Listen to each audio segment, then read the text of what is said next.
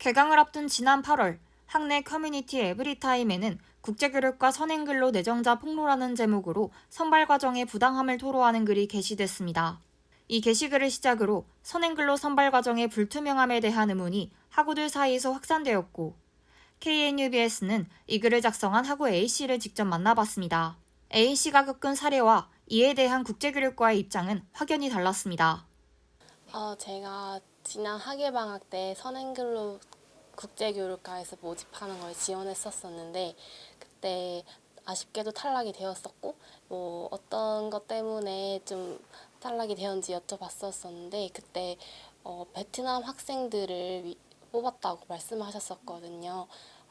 국제교육과가 아무래도 외국인을 많이 좀 상대로 하는 과이다 보니까 외국인을 더 잘 도와줄 수 있는 베트남 학생들을 뽑았었다고.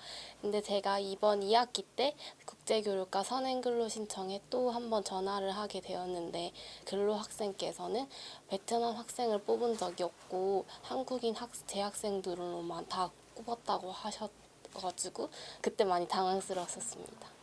A씨에게 직접 했던 설명이 번복된 이 상황에 대해 국제교육과는 저희 취재진에게 외국인 유학생 신청자가 없었으며 공고 변경 및 재공고 절차를 이행할 시간이 부족하여 학예방학 선행근로 신청 기간에 지원한 내국인 지원자로 전원 선발하게 되었다고 설명했습니다. 외국인 신청자 부족으로 인한 불가피한 변경이었다는 입장이지만 학생들에게 정확한 정보를 제공하지 않은 채 번복된 설명은 혼란을 키운 셈입니다. 선발 결과 공지 방식에 대한 논란도 불거졌습니다. 학예방학 때는 탈락 여부를 제가 직접 전화해서 알게 되었었고 이번 2학기 선행근로 신청도 마찬가지로 포털 시스템에는 표시된 적이 없었고 하지만 국제교육과의 입장은 A씨의 주장과는 다릅니다. 국제교육과는 2025년 학예방학 근로장학생 선발 결과는 6월 23일 포털 시스템에 등록했다고 밝혔습니다. A씨는 포털에서 결과를 확인할 수 없었다고 주장하는 반면 국제교육과는 등록했다고 말하는 상황. 명백히 주장이 엇갈리는 만큼 포털 시스템 공지 및 학생 확인 절차에 대한 추가적인 검토가 시급해 보입니다. 2학기 선행근로 선발의 전화 면접 과정 역시 불투명함은 이어졌습니다.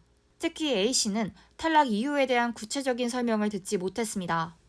자세하게 그 세부사항이라고 하셔서 학점이나 관련 학과, 학자금 지원 구간까지 다 물어봤었는데 그런 거는 관련이 없다고 말씀을 하셨었고 그러나 국제교육과는 선행근로 장학생 선발 시 어학 성적, 국제교류 업무 경험, 직전 학기 성적 순으로 선발하고 있다고 공식적으로 밝혔습니다.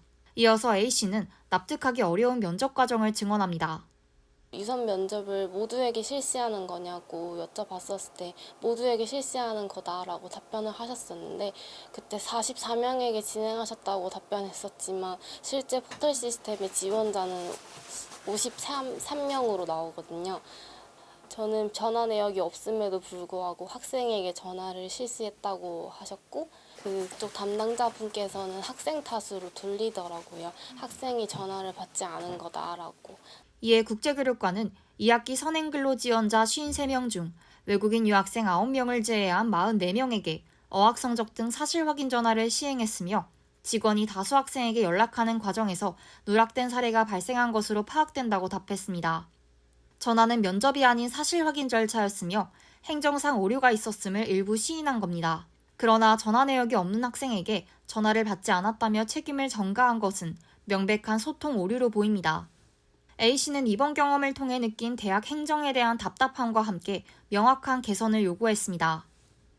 포털 시스템의 탈락 여부를 좀 명확하게 표시해줬으면 좋겠고 유선 면접 같은 것도 좀 정당하고 공정하게 실시하셨으면 좋겠고 부정자도 있다는 얘기도 많고 알고 있는 사실이기도 하지만 그래도 탈락자들에 대한 예의는 조금 갖춰야 된다고 생각을 하는데 포털 시스템에 명확하게 표시해주는 거랑 탈락 여부를 전화로 좀 알려줬으면 하는 것이 저희 바람입니다.